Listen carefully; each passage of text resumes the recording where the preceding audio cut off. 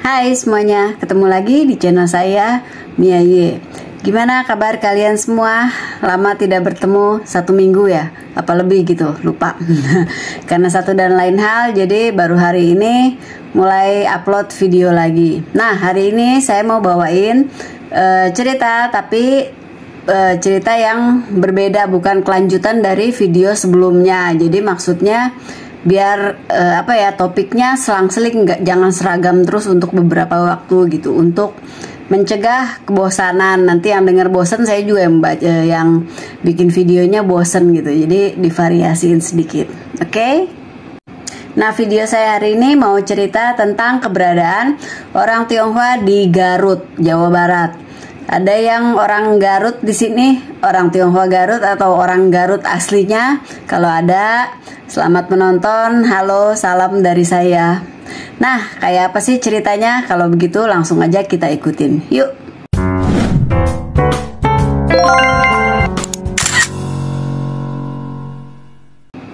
Secara historis belum diketahui dengan jelas kapan pastinya orang-orang Tionghoa mulai berdatangan ke Garut. Namun pesatnya perkembangan di Batavia pada saat pemerintahan Hindia Belanda dan dibukanya daerah Priangan seperti Bandung, Garut, Tasikmalaya, Ciamis, dan Cianjur oleh pemerintah Hindia Belanda untuk para pedagang dari Tiongkok ini menjadi salah satu faktor berdatangannya para imigran dari negeri tersebut ke wilayah-wilayah yang ada di daerah Priangan itu. Para imigran tersebut datang secara bertahap dan mereka kebanyakan berasal dari subsuku Hokkien, Teochew, Hakka, dan Kanton. Berdasarkan studi kependudukan yang dilakukan oleh P. Blacker, seorang Belanda, orang-orang Tionghoa yang datang ke Garut pada mulanya ini berjumlah 6 orang. Jadi Garut itu dulunya bernama Limbangan. Keenam orang tersebut semuanya mendiami wilayah kota Garut yang pada masa itu disebut sebagai distrik negeri. Mulanya mereka bermukim di daerah Sukaregang Hilir. Ini tempat yang telah ditentukan oleh pemerintah kolonial Hindia Belanda untuk para pendatang dari Tiongkok.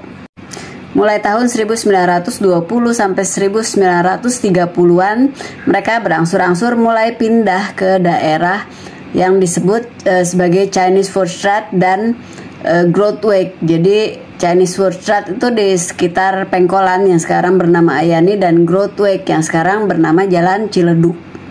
Perpindahan itu terjadi karena pada tahun 1914 surat jalan untuk orang-orang Tionghoa yang berlaku pada masa itu dihapuskan. Lalu setahun kemudian tahun 1915 pemukiman khusus orang Tionghoa juga dihapuskan oleh pemerintah Hindia Belanda.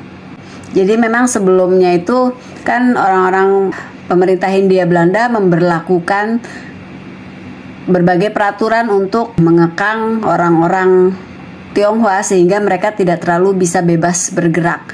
Jadi adanya Weikenstelsel dan Passenstelsel itu seperti ya tadi itu, diberlakuin surat jalan, diberlakuin jam malam dan sebagainya. Di masa itu pula terdapat Undang-Undang Agraria tahun 1870-an yang melarang orang-orang non-pribumi untuk memiliki tanah pertanian. Lalu bagaimana kehidupan orang Tionghoa di sana pada masa itu dan bagaimana pembauran mereka dengan masyarakat setempat? Kita mulai dari pendidikan dulu ya. Jadi sejak masa kolonial Hindia Belanda hingga tahun 1960-an, orang-orang Tionghoa ini memiliki sekolah khusus seperti yang juga terjadi di mana-mana, yaitu Tionghoa Huikuan. Dan ada satu lagi yaitu sekolah partikulir.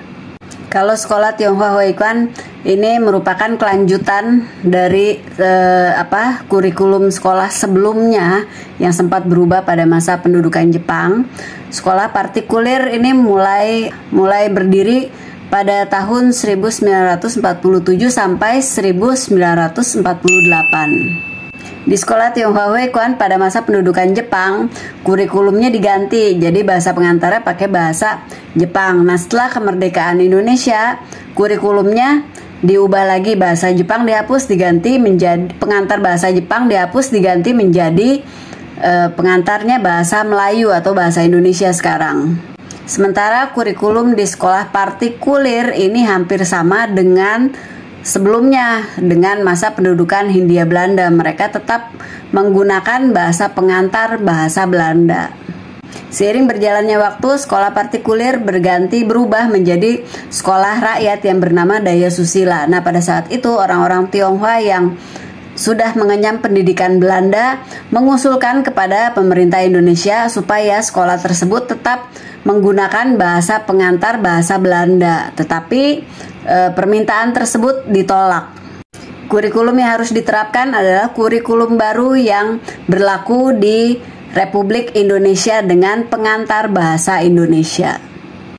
Nah, selain sekolah Tionghoa Huikuan dan sekolah partikulir yang alirannya berkiblat ke Belanda, ada lagi satu lagi sekolah Tionghoa yang bernama Pinmin.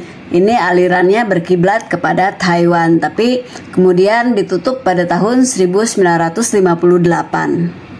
Di tahun-tahun tersebut sekolah-sekolah Tionghoa di Garut ini sepertinya belum ada sampai ke jenjang SMA. Jadi mereka yang ingin melanjutkan pendidikan ini harus pergi ke kota-kota lain seperti Bandung atau Batavia. Tahun 1963 di Garut ternyata ada pernah didirikan sekolah oleh Yayasan Katolik, namun ditutup pada tahun 1965. Tahun 1965 karena gejolak politik yang ada, sekolah Tionghoa Huikuan ditutup. Baru pada tahun 1973 berdirilah SMA Kristen yang kurikulumnya disesuaikan dengan kurikulum sekolah negeri. Dan ini sekolah ini juga berbaur ya, yang masuk ke sana dari berbagai kalangan, sehingga para siswanya juga bisa mulai belajar berbaur satu sama lain. Secara bahasa, adanya sekolah-sekolah swasta di Garut ini dapat menjadi wadah bagi orang-orang Tionghoa untuk bisa bergaul dengan menggunakan bahasa Indonesia dengan orang-orang lainnya. Namun sebenarnya orang-orang Tionghoa ini dalam kesehariannya mereka ternyata lebih banyak yang menggunakan bahasa Sunda, baik di kalangan keluarga sendiri maupun pada saat mereka bergaul dengan orang lain. Karena lebih banyak menggunakan bahasa Sunda dan bahasa Indonesia inilah pada akhirnya bahasa leluhur orang Tionghoa sendiri tidak berkembang di daerah tersebut. Jadi pada saat itu masih digunakan oleh sebagian kecil orang Tionghoa, biasanya orang-orang Toto yang masih bisa bercakap-cakap dalam bahasa leluhur mereka gitu. Pembauran lainnya adalah melalui pernikahan dan kepercayaan. Sebagian orang Tionghoa ada yang menikah dengan penduduk setempat, lalu melahirkan anak-anak yang kemudian menjadi generasi peranakan. Lalu ada juga yang melalui kepercayaan, sebagian mungkin ada yang berpindah memeluk agama Islam, sebagian lainnya karena kepercayaan Tionghoa waktu itu tidak diakui, jadi mereka berpindah ke Kristen dan lainnya. Sampai hari ini orang-orang Tionghoa di Garut bisa hidup berdampingan dengan baik dengan penduduk setempat. Dan terakhir 2025 ini ada acara meriah ya, Cap Gome di hari terakhir di Garut. Itu saya nggak datang sih, cuman lihat-lihat dari TikTok, acaranya lumayan seru juga. Nah itu juga salah satu bukti nyata diterimanya budaya Tionghoa oleh penduduk setempat gitu.